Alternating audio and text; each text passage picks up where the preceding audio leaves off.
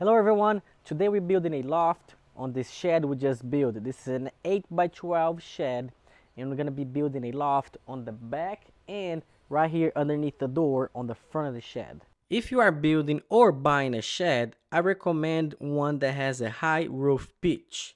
Having a high roof pitch gives you better airflow and also gives you an extra unused space above the walls. And this is exactly where we're going to be building our loft. The loft is going to be built with 2x6 lumber and 1/2 inch of plywood. I'm going to be using half a sheet of plywood for each of the lofts. I added a 2x4 to the wall so I can use it as support for the loft.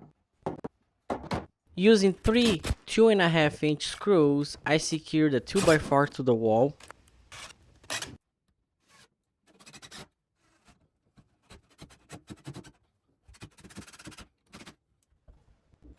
Then I did the same thing on the other side.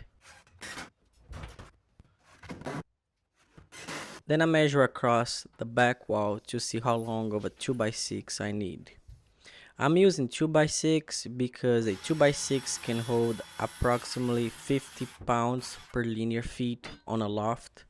So this loft would be able to hold about 400 pounds. And because I'm doing this by myself, I added a buddy screw 6 inches from the top plate. That's so it can hold a 2x6 as I try to screw it on the opposite side. Then I use a clamp to hold the 2x6 to the wall. Then I use 3 2.5 inch screws to secure the 2x6 to the wall.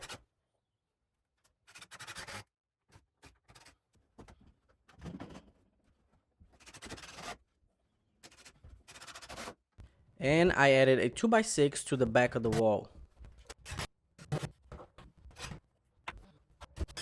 And to provide a more rigid support, I also added 2 2x4s in the center.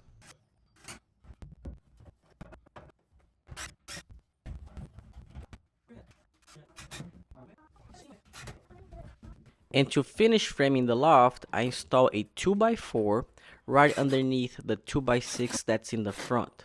I did this on both sides. This 2x4 provides extra support holding up the 2x6 that's spanning over 8 feet.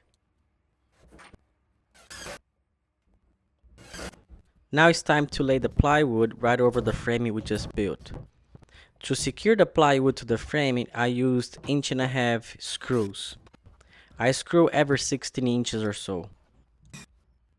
For a better look, I use the factory straight edge of the plywood in front of the loft.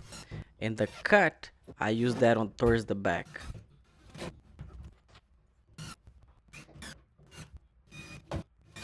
I also added a 2x4 against the left and right wall. That helps support the plywood even better. And here's what 16 square feet of storage looks like. Now, the area above the door is often overlooked. Many people don't realize that's actually a pretty good spot for loft. Next time you walk into your shed, look straight up and think of all that extra space that you could be using for storage. And the process of building a loft above the door is the same one.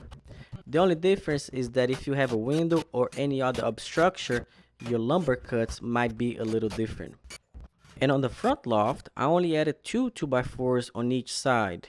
Let me know what you think of this design in the comments below. And now you just added about 32 square feet of storage to your shed, only by building the loft in the unused space of your shed.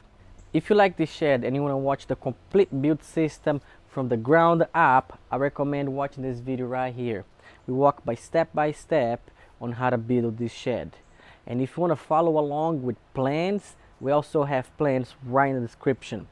And to make it even easier to save you hours from shopping around and your lumber yard, we also have a material list that builds up the complete material needed for building this shed. I hope you learned something and I'll see you in the next one. Thanks for watching.